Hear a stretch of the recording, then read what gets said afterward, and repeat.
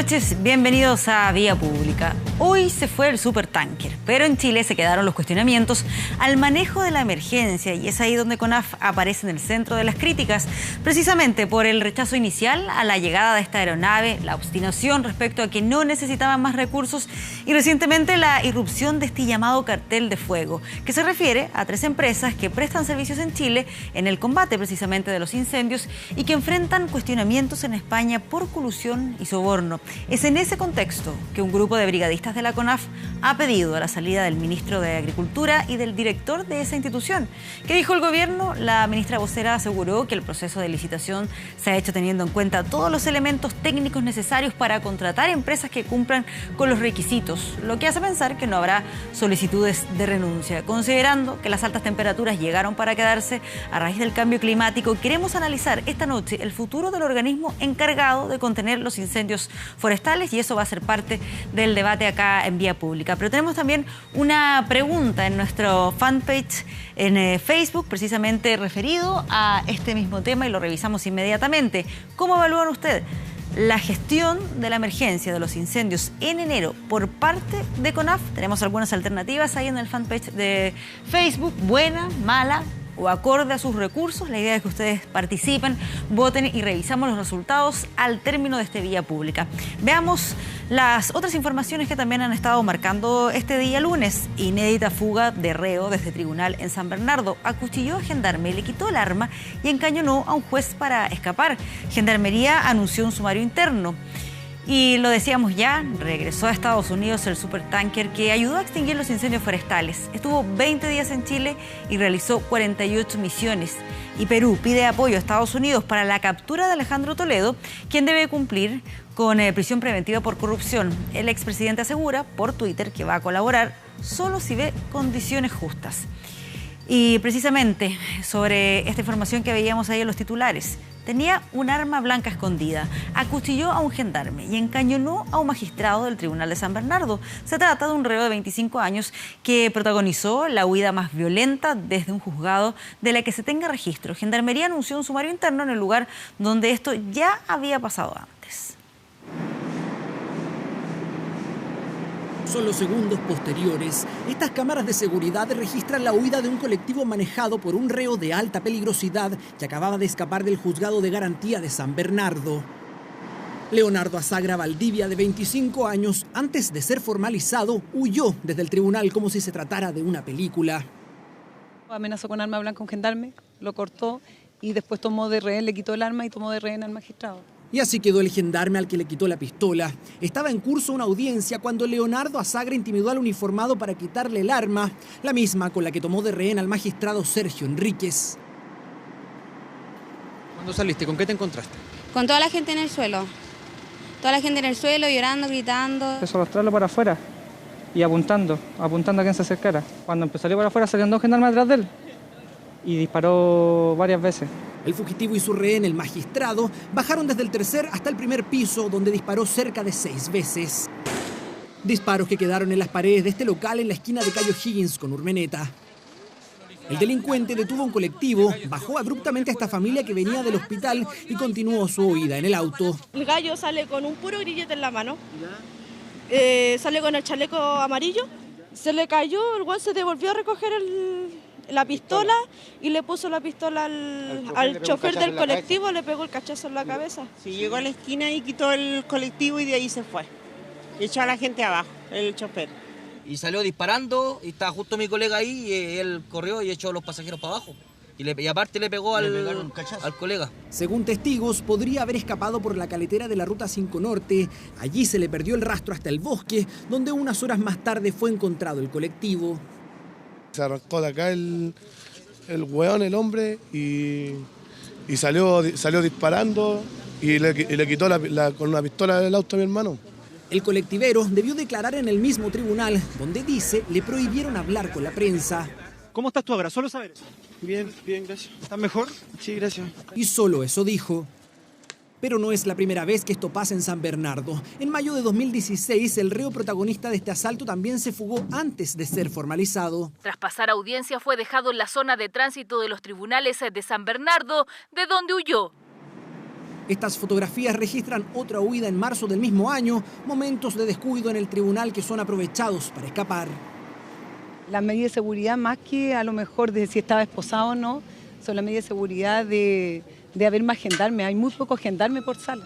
El personal es suficiente para cubrir los diferentes servicios. Efectivamente estamos en un periodo que baja por los feriados de los funcionarios, pero en definitiva no creo que eso haya sido lo que generó la fuga. Hasta ahora no hay información del paradero de Leonardo Azagra, quien, además de este incidente, registra antecedentes por robo con intimidación, robo por sorpresa e incluso por homicidio. Y como una seguidilla de castigos medioambientales califican en Tiltil la decisión de instalar una planta de tratamiento de residuos industriales que se suma a rellenos, relaves, industrias contaminantes y otras actividades que asfixian a la comuna. Insoportable. Yo no sé si tú alguna vez te ha tocado pasar por la carretera. El relave, cuando hay mucho viento, se levanta. O sea, todos nos vienen a tirar para acá. Le damos la bienvenida a Tiltil, la bienvenida a la zona de sacrificio. Se ha transformado en la comuna que le soluciona el problema a la región y hoy día le comienza a solucionar el problema al país. Dicen que viven en un infierno, que son el patio trasero de la capital, que por lo mismo están en pie de guerra partiendo por su alcalde, porque ya tienen vertederos, relaves, industrias contaminantes, una planta de cerdos y como si fuera poco ahora se agrega otra planta de residuos industriales, la más grande de Chile. Esto fue lo que les colmó la paciencia. Dicen que es Manuel Rodríguez y que se lo llevan camino a Tiltil. Efectivamente aquí se produce una de las tradiciones más grandes de este país cuando muere Manuel Rodríguez. En esta misma comuna que hoy estamos viviendo una tradición tremenda de parte del Estado de Chile, se nos manda una nueva empresa y una empresa que no es menor porque es de residuos peligrosos, a más del 50% de los residuos totales del país, no solo de la región, sino que estamos solucionando el problema a Chile. 85 millones de dólares cuesta el proyecto. La comuna tiene un presupuesto anual que no alcanza a los 3. Difícil entonces convencer a los seremis medioambientales, dice el alcalde. ¿Cuántos conocieron el terreno? ¿Cuántos conocieron la ruta? ¿Cuántos vieron los camiones que van a tener que transitar por la única ruta que tiene Chile, que es la 5 Norte? ¿Qué sucede si hay un derrame? ¿Nuestros bomberos están preparados? Nosotros como vecinos de la comuna de Tiltil tenemos claro que esto no es la empresa que se nos está instalando con una externalidad negativa. Es una más de toda la carga medioambiental que ya tenemos. Y ustedes pueden escuchar que a nuestra espalda va pasando el tren con toda la basura. Por supuesto, si nosotros ponemos atención, van chorreando percolados, van teniendo filtraciones. Y esto es lo que hoy día la gente de Tiltil tiene que vivir día a día. Más de 15.000 toneladas diarias. Contaminación que ya está presente en la zona hace mucho, como en el tranque Runque, que no solo era un lugar de vacaciones para los tiltilanos, también para el riego agrícola. Hace muchos años atrás era el balneario que tenía la comuna. Hoy luce aguas que estamos casi seguros que están contaminadas por un plan de cierre que tuvo la empresa Refimeto, en donde hoy nos complica la vida agrícola de todo el sector. El Consejo Regional Metropolitano se desmarcó de la aprobación que hizo la Comisión de Evaluación Ambiental, dejando claro que no fue parte de la decisión y tampoco la comparte, manifestando además su apoyo y solidaridad con los habitantes de Tiltil y la provincia de Chacabuco, por lo que consideran una absoluta arbitrariedad. La comisión fue particularmente rigurosa y exigente en este proceso de evaluación ambiental a través de un estudio de impacto ambiental. Y no solamente exigió las medidas que la ley le permite exigir para mitigar o compensar los efectos de un proyecto como este, sino que además estableció exigencias de monitoreo adicionales al mismo tiempo en la comisión. En consecuencia, solo una vez que la comisión estuvo segura de que las exigencias rigurosas que le pidió al titular se estaban siendo cumplidas, calificó el proyecto para que sea realizado en el único lugar que la región metropolitana permite que se realice un proyecto como este de acuerdo al Plan Regulador Metropolitano de Santiago.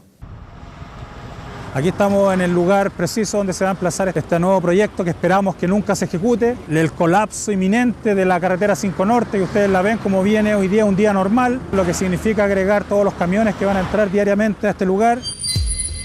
Al frente tenemos Gersa, que es el segundo relleno sanitario más grande que tenemos en la comuna. Llegan los convoys llenos con basura también.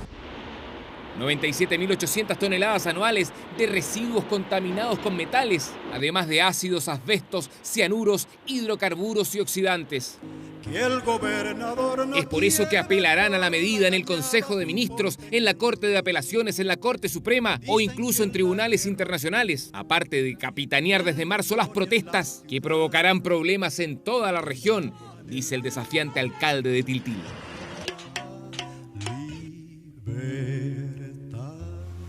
Y este domingo los presidentes de Chile y Argentina conmemoraron los 200 años de la batalla de Chacabuco y agendaron una cumbre de cancilleres contra el proteccionismo. Este anuncio se realizó tras la declaración firmada por los mandatarios y compromete en el corto plazo la realización de un encuentro de ministros y ministras de Relaciones Exteriores de los países de la Alianza del Pacífico y del Mercosur. La medida forma parte de un conjunto de acuerdos bilaterales que buscan contrarrestar las medidas proteccionistas impulsadas por el nuevo presidente de Estados Unidos, Donald Trump. Se espera que la cumbre se desarrolle en abril.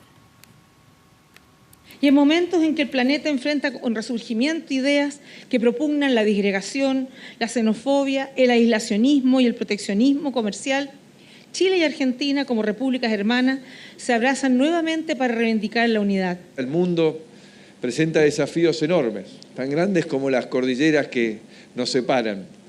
Y es más que nunca que tenemos que pensar de qué manera vamos a ser exitosos frente a esos desafíos y transformarlos en oportunidades para nuestros pueblos. Y un 19% de aprobación registró esta semana la presidenta Michelle Bachelet, esto según la encuesta CADEM, una leve caída en comparación con el sondeo anterior, cuando su aceptación fue de un 20%, frente a un 72% de los encuestados que manifestaron un rechazo a la labor de la jefa de Estado. Según CADEM, la gestión del gobierno de los incendios forestales que afectaron al país impactan negativamente en la imagen de la mandataria. El estudio señaló que, independiente si le gusta o no la presidenta como persona, el 80% consideró que ha hecho un mal gobierno, el nivel más alto que ha registrado en esa pregunta desde julio del 2014. Y en ese mismo sondeo, el candidato de Chile Vamos, Sebastián Piñera, lidera la carrera presidencial con un 24% de las intenciones de voto espontáneo. Pese a descender un 1% en ese ítem, el expresidente se mantiene por sobre Alejandro Guillé, quien obtuvo un 18% de las preferencias. Ante la pregunta, ¿quién cree usted que será el próximo presidente de Chile?, Piñera se vuelve a sobreponer ante sus rivales y logró alargar la brecha con Guillé, marcando un 40% de las respuestas, mientras que el senador, con un 23% de las preferencias, aparece en este sondeo. Y el robo de cables sería la causa de la violenta crecida del río Maule, que dejó a una familia atrapada en su cauce. Según la hidroeléctrica responsable de este tema, se produjo una falla en el sistema. Son las imágenes del cinematográfico rescate en el lecho del río Maule. Dieron la vuelta al país y es que gracias a la pericia del piloto, 2 hombres fueron rescatados de las violentas aguas. Y tuve que yo agarrarlo para tirarlo a un lomito que teníamos ahí. Atravesando a donde estaba mi familia y veo que viene el agua. Ahí me tomó y me comenzó a dar vueltas. Las razones de la crecida del río por fin dejan de ser un misterio. La empresa a cargo de la central hidroeléctrica aseguró que fue producto del robo de cables y eso generó un cierre instantáneo del paso de aguas hacia el interior de su represa. Esto significa que los sistemas de emergencia dan aviso de que la central debe salir o desconectarse para no provocar un ingreso de agua a la central sin poder ser generada. Esto significa que el agua vuelve a su caudal natural del río. Las 2 personas que quedaron atrapadas estaban pescando en el río a solo 3 kilómetros de la obra de descarga de la Central Isla. Visitantes que desconocen esa información. Contamos con un sistema de señalética, con un sistema de aviso, con un sistema de coordinación y la misma vivencia y conocimiento de la comunidad les ha permitido a ellos ya intuir cuándo se va a presentar una situación de estas características. Sin embargo, el peligro queda latente en el cauce que a diario es visitado por cientos de turistas. La Autoridad de Energía comprometió medidas. La implementación tendrá que venir por generar alguna especie de alerta, ¿cierto?, de mayor nivel, pero como te digo, esto no corresponde a una decisión humana, esto es una decisión que al minuto de nosotros no poder sacar la energía de una central, esa energía tenemos que dejar de producirla inmediatamente. Para los próximos días se coordinarán reuniones, allí se sabrá qué mecanismos se adoptarán a fin de que en el futuro no ocurra lo mismo o peor, que un paseo termine en tragedia. Y el avance del fuego era inminente y mientras intentaba salvar su casa, sus emús estaban en peligro. Decidió soltarlos y en el intento algunas de estas aves, parientes de las avestruces, murieron y las que no se encuentran desaparecidas. En medio del último incendio forestal que arrasó 2.400 hectáreas en la comuna de Navidad, surgía este mensaje. A través de las redes sociales, un hombre pedía ayuda para encontrar a sus emús. O sea, ellos yo sé que corren mucho, corren muy fuerte, podían haberse arrancado lejos, pudieron haber recorrido fácilmente muchas hectáreas en muy poco tiempo. Entonces, el subirlo a las redes sociales era eso, que en algunos de los campos que no se habían quemado estuvieran. En la playa de Matanzas todo volvió a la normalidad, pero al internarse en los cerros es visible la destrucción causada por el incendio forestal. Aún en pie pinos y eucaliptos calcinados, mientras a un costado del camino un zorro culpeo, desorientado y en busca de comida, ve pasar los vehículos. ¿Qué pasó? Venga. A 12 kilómetros de Matanzas se ubica La Polcura, pequeña localidad donde Nelson Reyes Silva inició un criadero de emús, ave no voladora nativa de Australia, cuya grasa se utiliza para fabricar un popular aceite con propiedades antiinflamatorias y humectantes de la piel. Todo partió hace 4 años con Julia y Julio. Ya tenían 10 parejas y si el negocio marchaba según los cálculos, a fin de año el criadero sumaría más de 100 emús y un contrato de 12 millones de pesos con una farmacéutica. Pero el incendio forestal impuso cambios. Estábamos apagando en nuestra casa, estábamos tratando de controlarla, de que no se nos quemara, el fuego estaba muy encima y mientras tanto la propiedad se nos estaba quemando, entonces en uno de esos minutos tratamos, bueno, yo pesqué un rozón y arranqué hacia las rejas a romperlas para que los emús arrancaran, ya no había nada que hacer. Julia, Julio y sus crías más pequeñas buscaron protección en la casa de sus amos, no así otros 11 emús. Los otros de la segunda camada que tenían 1 año, ellos arrancaron ya hacia las quebradas. Es allí donde Nelson buscó durante días, hasta encontrarlos. Fue fuerte verlos también cuando llegué acá, o sea, el estar buscándolo y caminando estas quebradas y encontrarme que ellos habían aparecido acá quemados y amontonados, o sea, eso me decía que andaba todo el grupo juntos. Junior es uno de los supervivientes del incendio, quien gracias al trabajo del Colegio Médico Veterinario ha evolucionado satisfactoriamente de sus quemaduras. Los emús normalmente arrancan con la boca abierta, entonces eso hace que se traguen una bocanada de aire caliente y se quemen. Y efectivamente tienen la mucosa quemada. Ese día no podía abrir la boca, entonces lo que hicimos fue darle una solución en la comida con aloe vera y un anestésico local. Y eso actuó, gracias a Dios, bien y el día siguiente ya estaba comiendo. Nelson Reyes aún busca en los cerros de La Polcura a 3 de sus emús. Prefiere pensar que están con vida. De todas formas, ha decidido comenzar de nuevo el criadero, con Julia y Julio, tal como partió esta historia hace 4 años. Y la entrega número 59 de los premios Grammy, sin duda será recordada. Tuvo errores bochornosos hasta extravagancias, como vemos en la siguiente nota. And the Grammy goes to Adele.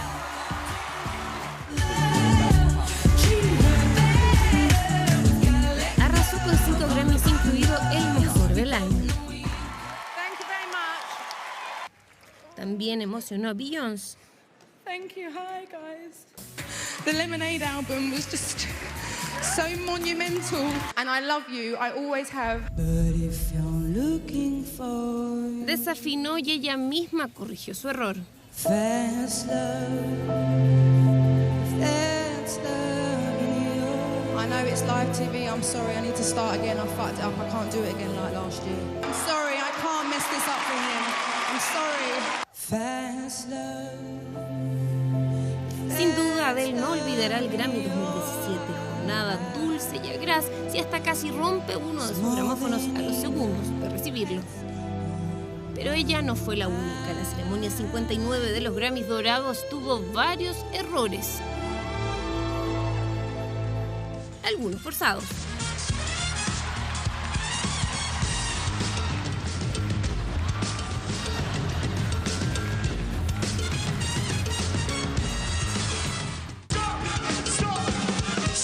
Paren, paren. Esto está todo mal.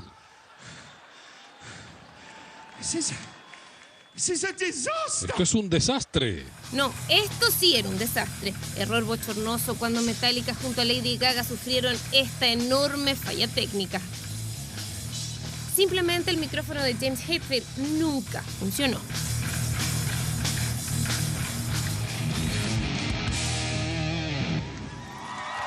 Problemas con el micrófono de James Hetfield. Sí, ahí le dio una patada.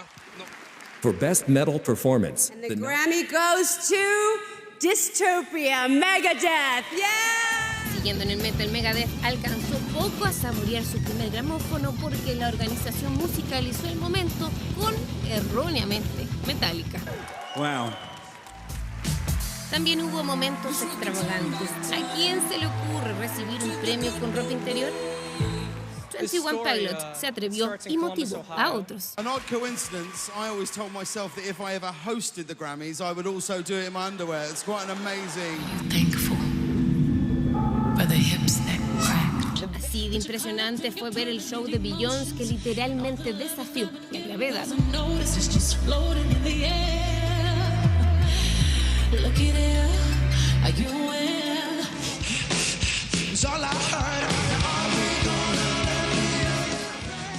¿Momento de lavar algo? Sí. Bruno Mars y su tributo a Prince. Sin duda un Grammy 2017 polémico, extravagante, con esta británica protagonista. Thank you. Vamos a recordarles cuál es la pregunta que estamos haciendo en el día de hoy en nuestro fanpage, ahí en la página de Facebook de 24horas.cl, precisamente sobre el tema de los incendios forestales. ¿Cómo evalúan ustedes la gestión de la emergencia de parte de CONAF? Tenemos algunas alternativas para que voten. ¿Consideran que fue buena, que fue mala o acorde a sus recursos? Están todas las alternativas. Vamos a revisar los resultados al término de este Vía Pública. Vamos a una pausa y ya regresamos con más informaciones.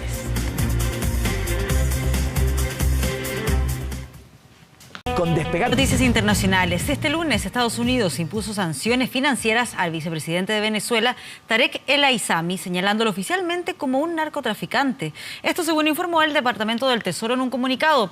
La medida, que también incluye a un socio, empresario del actual vicepresidente venezolano, congela los bienes que ambos pudiesen tener en Estados Unidos y prohíbe a cualquier ciudadano o compañía norteamericana hacer negocios con ellos. El director interino del Departamento del Tesoro aseguró que estas sanciones son resultado de varios años de investigación contra importantes narcotraficantes venezolanos y, según esos peritajes, el Aissami supervisó o fue dueño parcial de cargamentos de más de 1.000 kilos de droga que salieron desde Venezuela con rumbo a México y Estados Unidos.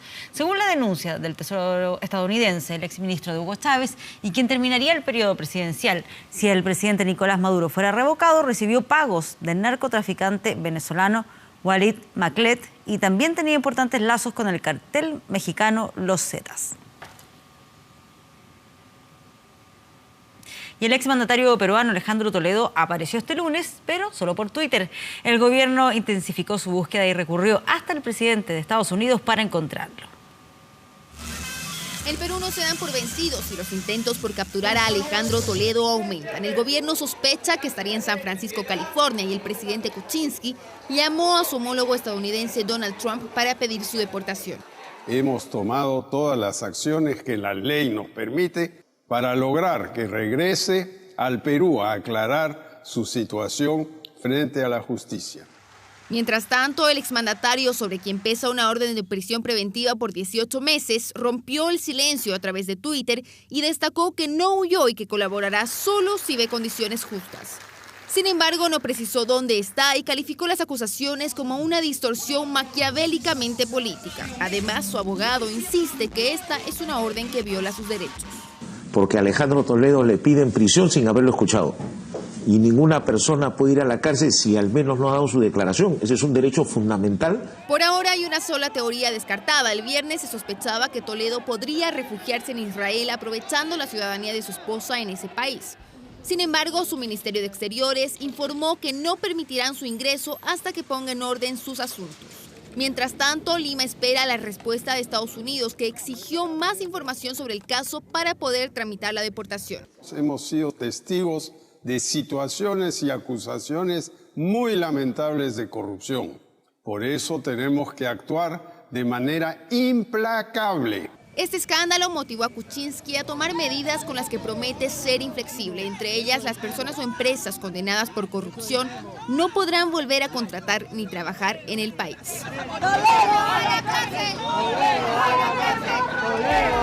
Y llegó a despegar.com Sisi Karim. Vamos a estar conversando sobre la situación actual que atraviesa CONAF y en términos generales también el futuro del combate de los incendios forestales a raíz de la emergencia que le tocó vivir a la zona centro-sur de nuestro país. Saludamos a quienes nos acompañan esta noche. Primero a Michel Deler, experto en gestión de emergencia. Michel, muchas gracias por acompañarnos nuevamente acá en Canal 24 Horas. Y también a Paulina Riquelme, abogada, especialista en Derecho Ambiental. También muchas gracias por acompañarnos acá esta noche. Gracias por la invitación. Y antes que nada me gustaría que tratáramos de explicar, CONAF, ¿qué tipo de institución es? ¿Qué tipo de organismo desde la perspectiva de su institucionalidad? Es un organismo muy sui generis. Ya, sui generis. ¿Por qué? Porque es una corporación de derecho privado que se rige por sus estatutos y en ausencia o en subsidio por el Código Civil y ejerce potestades públicas. Es una situación anómala en el mundo del derecho. Que un organismo de derecho privado ejerza estas funciones públicas, que tenga la potestad de generar actos obligatorios, jurídicamente obligatorios para todos, siendo una corporación de derecho privado. Y es una contradicción en sí misma, porque los privados, el mundo de los privados que están regulados por el Código Civil, se mueven por la autonomía, la voluntad, por la relación entre las partes y pueden hacer todo lo que la ley les permite, versus la regulación de los organismos de la administración del Estado, que tienen un marco muy estricto y que solamente pueden hacer lo que la ley les permite. O sea, desde esa perspectiva, ¿lo podemos considerar un organismo autónomo? Es un organismo autónomo que yo creo que hay temas muy sensibles para la comunidad, como son, por ejemplo, las áreas silvestres protegidas, donde los guardaparques, al ser ellos contratados por el Código del Trabajo, ¿cierto?, como cualquier empleado privado, no tienen las potestades de un funcionario público. Esto quiero compararlo meramente con un funcionario público municipal. Un funcionario público municipal es contratado y se transforma por el hecho de ser funcionario público, por ejemplo, en un inspector.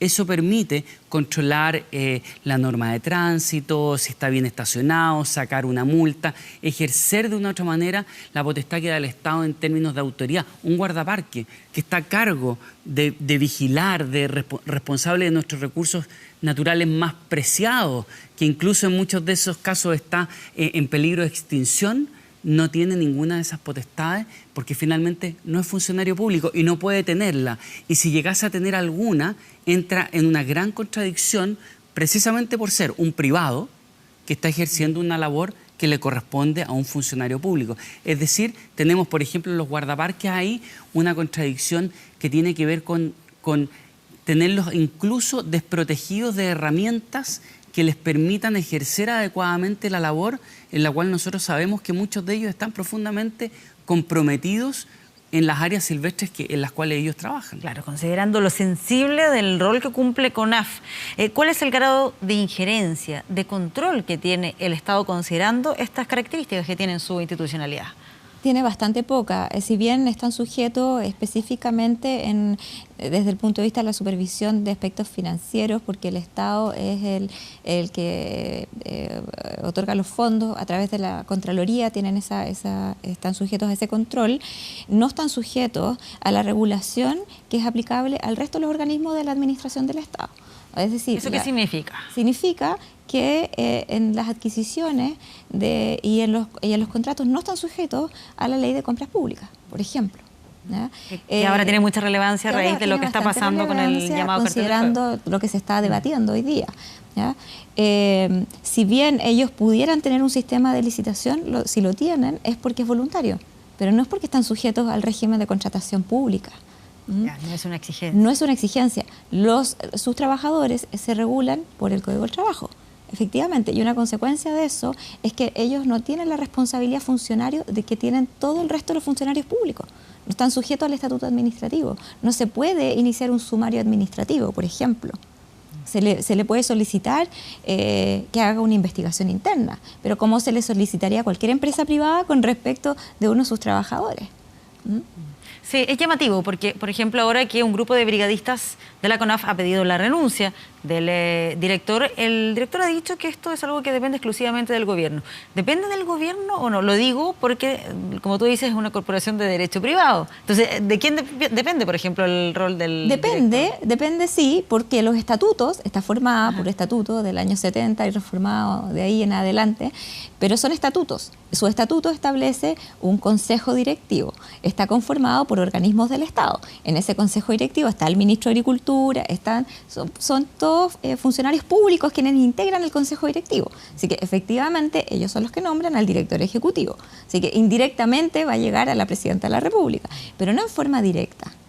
Y no tiene ese director las responsabilidades funcionarias que tiene todo el resto de los directores de servicios públicos. En estricto rigor, es una institución privada.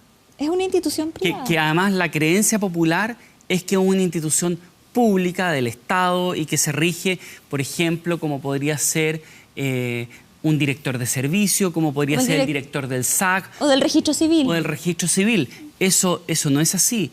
Y los funcionarios tampoco. Y por lo tanto, eso implica una suerte de fragilidad institucional que si uno lo mira desde un punto de vista de la función pública que ellos cumplen, la verdad es que incluso uno podría llegar a decir, en términos como de necesidad, la carencia de instrumentos que ellos pueden tener, por ejemplo, para establecer una fiscalización, que cualquier acto obligatorio que ellos establezcan es absolutamente reñido con el funcionamiento de la institucionalidad. Y por lo tanto generan una fragilidad permanente. Esta situación incluso desde el punto de vista hoy día extraña, en la cual siendo una institución privada, pareciera que tiene una responsabilidad política y pública, pero no es tan así, porque si existe es de una manera bastante indirecta, anómala. Producto de... Exacto. El Tribunal Constitucional, el 2008, dijo que era anómalo. Era una situación completamente anómala. Ya, en el 2008 se pronunció a propósito de la ley de bosque nativo, que ahora está vigente, y de las potestades que se le iban a conferir a CONAF en ese minuto. El Tribunal Constitucional se pronunció en un fallo que fue bastante reñido, y el tribunal dijo, ok, esto es una situación anómala, y llamó un llamado en su sentencia a que se resolviera inmediatamente esta situación. Y no se resolvió. Se presentó un proyecto de ley el 2011 para crear el Servicio Nacional Forestal, y ese proyecto de ley fue rechazado, murió prontamente. De hecho, es muy curioso porque en materia, por ejemplo, de la función, algo comentábamos respecto de los parques, por ejemplo, el Sistema Nacional de Áreas Silvestres Protegidas, pero también está el tema de los incendios forestales.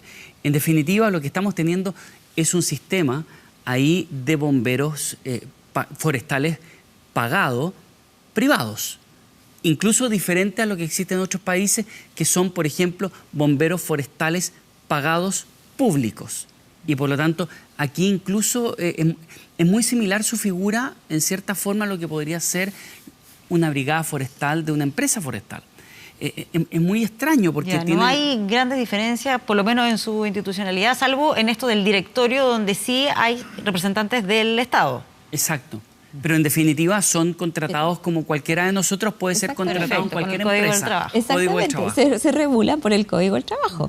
Y de hecho tiene un discurso contradictorio, porque efectivamente ejercen una función pública, pero si uno revisa los dictámenes de Contraloría, puede ver que ellos han argumentado a la misma Contraloría, desde CONAF, cuando les han pedido inicio de procedimientos de investigación, de sumarios administrativos.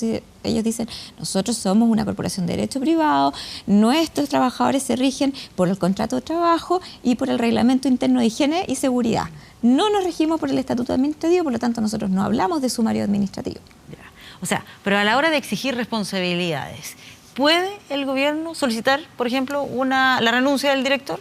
Sí lo puede hacer, pero eso no va a solucionar el problema. Eso es una solución de muy corto plazo. La solución de largo plazo es transformar a la CONAF en un servicio público. ¿Qué pasó con ese a la proyecto? Regulación de todos los órganos de la administración del Estado. Entiendo que, y lo mencionabas tú también, que durante la administración del expresidente Sebastián Piñera se presentó un proyecto. Exactamente. Y eso finalmente se rechazó. ¿Era ese el mejor camino? ¿Cuál es la evaluación que tienen sobre lo que era ese proyecto que se había presentado para que se convirtiera CONAF en un servicio público? Es un proyecto perfectible. O sea, en el fondo tenía un esquema básico. necesitaba trabajar, pero se podría haber trabajado en ese proyecto, porque lo que me llamó la atención es que si uno revisa la discusión legislativa, todos los parlamentarios, los senadores, porque se ingresó por el Senado, estuvieron de acuerdo en que era necesario transformar a la CONAF en un servicio público. Eso era unánime, pero todos tenían distintos matices en la forma en que se regulaba, en las funciones que se le otorgaban, en las facultades que se le otorgaban. Decían que había cierta superposición de competencias con competencias ambientales. Recordemos que el proyecto de ley que presentó que crea el Servicio Nacional Forestal era parte del diseño de la nueva institucionalidad ambiental que pretendía separar lo que es forestal y administración del recurso forestal y atribuirlo al Servicio Nacional Forestal, en tanto creando el Servicio de Biodiversidad y Áreas Protegidas, que tenía por objeto la administración de las áreas protegidas del Estado y también el cuidado de la biodiversidad del país. Ya, pero finalmente ese proyecto no vio la luz y fue rechazado ahí en el Congreso. Ahora, Michelle, ¿coincides con que el mejor camino es ese, que esta institución se transforme en una de carácter público? O sea, la verdad es que una institución que maneja elementos tan sensibles, tan relevantes... A ver, eran relevantes cuando se creó, si mal no recuerdo, por ahí por 1970, ¿cierto? Si era relevante, imaginémonos lo que es hoy día, ya no solamente el tema forestal, sino que lo que tiene que ver con la protección del medio ambiente, con lo que tiene que ver con la protección de nuestra flora, de nuestra fauna. O sea, claramente se ha hecho más y más importante. Y es un contrasentido esto de que esté en manos de una corporación privada, con este vínculo tan extraño y anómalo, como señalabas tú, respecto de una vinculación política. Es como irnos una vez más por el lado, ¿ya? Yo creo que aquí tiene que ser el tema súper transparente y directo. Debe ser una institución pública. Me da la sensación que a raíz de los incendios forestales se ha generado una suerte de consenso en esa necesidad, pero yo coincido en que la institucionalidad o el cambio de un director o incluso la institucionalidad de base no soluciona el problema en la medida en que no establezcamos un buen diseño de ese instrumento. Eso te iba a preguntar, Michelle, que además va a tomar tiempo. Si es que finalmente solo basta con cambiarle la institucionalidad, es decir, si hubiese sido un organismo público, CONAF, ¿no existirían las críticas que hay en este momento a cómo se combatieron los incendios? O sea, la verdad es que existirían las críticas probablemente de igual manera. No nos olvidemos que la crítica de los incendios se ha focalizado bastante en CONAF, pero es una crítica al sistema de emergencia, donde hemos tenido dos instituciones y una es pública, la otra no. Es decir, la fragilidad del sistema está más allá incluso de la propia institucionalidad. Ahora, en el caso de la CONAF, yo creo que finalmente lo que ha habido es que en esta suerte de no accountability, de no rendir cuenta y no hacerse responsable, producto de ser privado, está en la cultura institucional, hace que los directores tengan niveles de resistencia que son sorprendentes. Hoy día está todo enfocado en nuestra administración, pero cuando vemos la resistencia a cambiar nuestra configuración de combate, aeronaves de mayor envergadura, no estoy hablando de los tankers, pero de 4.000 a 6.000 litros, esa es una resistencia que ha sido copiada y pegada también de la resistencia de la administración anterior. O sea, esa resistencia se mantiene más allá del gobierno. ¿A quién le atribuyes? Lo digo porque han aparecido estas investigaciones vinculadas al tema del cartel de fuego, claro, y hay quienes asocian lo que se está investigando en España con la reticencia que se podría haber existido acá de recurrir a ayuda externa que no pertenezca a estas empresas con las cuales se estaba trabajando en nuestro país. ¿Qué grado de certeza le puedes ver a ese tipo de situaciones? Yo creo que ahí nos pena la institucionalidad pública, precisamente porque ellos son una institución privada que como cualquiera puede establecer los contratos. Probablemente vamos a llegar a contratos los cuales desde el punto de vista privado van a estar bien hechos, probablemente no va a haber ninguna falta, pero si hacemos un análisis desde la gestión e hiciéramos un análisis de la gestión como institución privada, sería muy cuestionable que hubiesen incentivos perversos respecto de las horas extra. Eso. No porque exista, porque ese error se puede cometer. El tema es que hubo una instancia de aprendizaje y esa instancia de aprendizaje se dio en España. Es decir, cuando yo estoy metido, y aquí hago el juzgamiento meramente de gestión como institución privada, si yo estoy metido en un negocio en el cual en España se establece un escándalo a partir de una situación de colusión y se hace una modificación de contrato en un mercado que es global, que es además tremendamente competitivo, la verdad es que lo mínimo que yo debo hacer en ese mercado es mirar el mundo y establecer las modificaciones y el aprendizaje desde allá. Probablemente si estuviésemos en el mundo privado, eso sería tremendamente cuestionado. Y si fuese una institución pública, sería aún más cuestionado. Y con los recursos, que son bastante cuantiosos, que no esté sujeto a la ley de compras públicas, lo encuentro bien cuestionable también. Si son muchos recursos los que se dedican al combate de los incendios forestales. Sí. De hecho, ahí tenemos, yo creo que otro tema, y es preguntarnos también, porque hoy día se empieza a surgir este manto de duda respecto de las licitaciones, es esta resistencia a mantenerse en 3.100 litros de descarga de aeronave hasta 3.100 litros, desacreditar todo otro tipo de aeronave, ¿es producto de un tema de mera resistencia o de evitar el ingreso de nuevos actores al mercado? Es que esa es la interrogante que queda planteada en el día de hoy, además en una época de mucha desconfianza en general hacia todas las instituciones. Y claro, como vimos públicamente, mediáticamente, que existía esta resistencia, queda planteada esa interrogante. ¿Cuál es la sensación con la que queda a raíz de esta investigación que está en pleno desarrollo vinculada a este cartel de fuego y a estos incentivos perversos, como son, por ejemplo, las horas extraordinarias? La transparencia es fundamental. Transparencia en toda la forma en que se realizaron las licitaciones y en toda en la adjudicación de las licitaciones.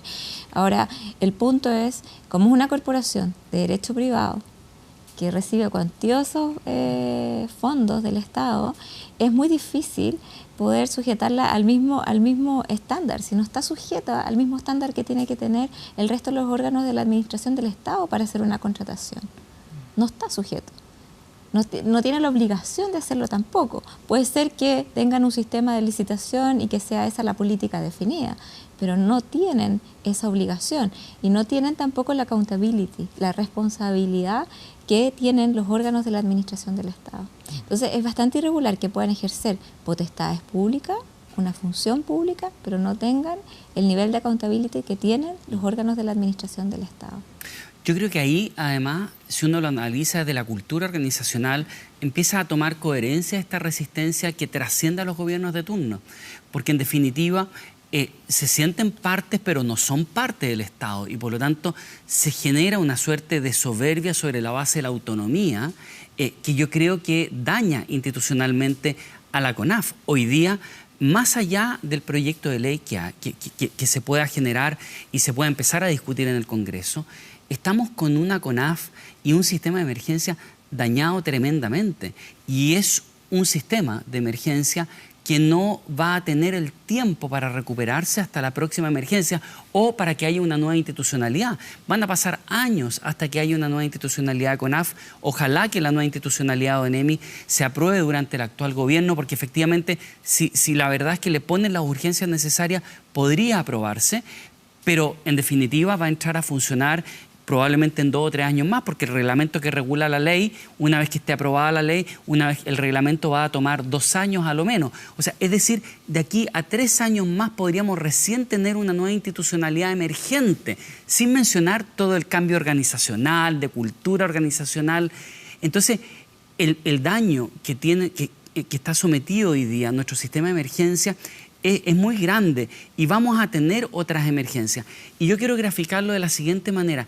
Es tan grave el daño que tiene nuestro sistema de emergencia y el daño que ha tenido CONAF y ONEMI en estos últimos 6 años, es que hoy día la propuesta de incendios forestales la está haciendo el Ministerio de Defensa. Un ministerio que está asumiendo una propuesta en el ámbito de la seguridad interior del Estado. Cuando no está dentro de su misión esencial establecer labores en materia de seguridad pública. La seguridad pública, los organismos de la defensa, lo ejercen solamente sobre la base en un momento de estado de excepción constitucional. Y hoy día están ellos, el Ministerio de Defensa está estableciendo la propuesta en materia de combate de incendios forestales, de adaptación de aeronaves, etc. Yo creo que ahí hay un tema que hay que abordarlo en el cortísimo plazo, porque todavía estamos en temporada de incendios forestales, Van a venir nuevos incendios forestales la otra temporada, pero vamos a tener terremotos, vamos a tener otro tipo de incendio, vamos a tener lluvia, solo por decir algunos. En el 2, 3 años pueden pasar muchas cosas. Miremos lo que ha pasado en los últimos 6 años. Sí. O sea, ahí hay un foco de corto plazo, porque uno de los pilares fundamentales de un sistema de emergencia es la confianza. Y eso pareciera que está tremendamente resquebrajado y débil. Sí. Paulina, para cerrar, ¿crees que se ha dejado pasar demasiado tiempo en cuanto al cambio de la normativa? Demasiado tiempo. Si ya el 2008 tenemos una sentencia del Tribunal Constitucional que así lo dispone, luego el Tribunal de Defensa de la Libre Competencia también lo dijo, Contraloría, reiterados dictámenes lo ha señalado. Es un tema que en derecho administrativo surge siempre en la universidad, es una situación anómala. Yo creo que ya es tiempo de ponerse las pilas y de generar en el fondo la institucionalidad que se merece el sector. Ahora, solamente para añadir un dato más, sí se está tramitando otro aspecto que era complementario al Servicio Nacional Forestal, que es el Servicio Nacional de Biodiversidad y Áreas Protegidas. Este proyecto de ley sí se está tramitando, sí se presentó por parte del Ejecutivo una indicación sustitutiva, entonces llama la atención que se le dé toda la prioridad a eso y se deje de lado o no se quiera abordar la creación del Servicio Nacional Forestal. Que son dos elementos fundamentales en la institucionalidad, en el diseño de la institucionalidad ambiental que se diseñó en el primer gobierno de la presidenta. Y yo te diría que ahí es súper importante que esto va a tomar tiempo y va a tomar discusión. Y entre esa discusión van a pasar cosas. Y una de esas cosas es que una CONAF ya está debilitada, es muy complejo seguir gestionando sus funciones esenciales y su función pública en el esquema actual. Por lo tanto, debe haber un piso político y una gestión política mucho más potente para recuperar una institucionalidad que está dañada, que sigue siendo dañada desde las redes sociales, la falta de credibilidad, y ese es un tema que debe abordarse porque la institucionalidad pública uno debe protegerla, incluso aunque tengamos esta situación tan rara que sea una institución privada. Sí, complejo porque además sería una discusión que se daría en un año electoral. Por lo tanto, también hay otros elementos que inciden. Pero bueno, vamos a ver cómo evoluciona también esta discusión. Muchas gracias por acompañarnos acá esta noche en Vía Pública. Muchas gracias. Vamos a una pausa y ya regresamos con más. Todavía queda algo de Vía Pública.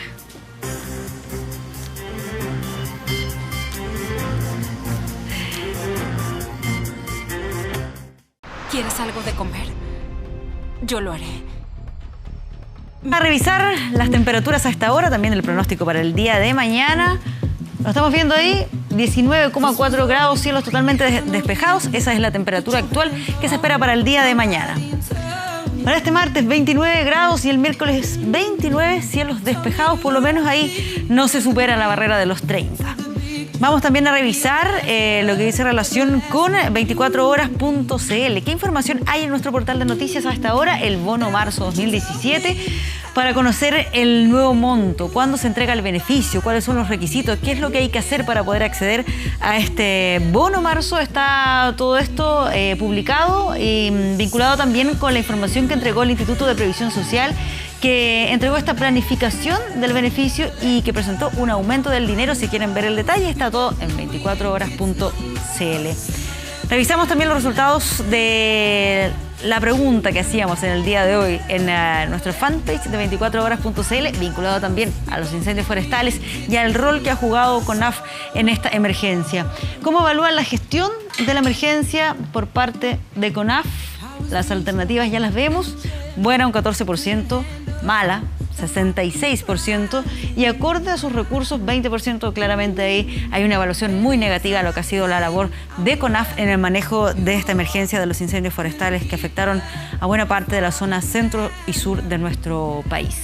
Y Adele, lo veíamos, fue la gran triunfadora de los premios Grammy anoche. La británica logró alzar los 5 gramófonos a los que estaba nominada, esto gracias a su disco 25. No todo fue alegría, eso sí, porque tuvo, y lo veíamos ahí en la nota, un problema para interpretar una canción en el homenaje a George Michael en medio de la ceremonia.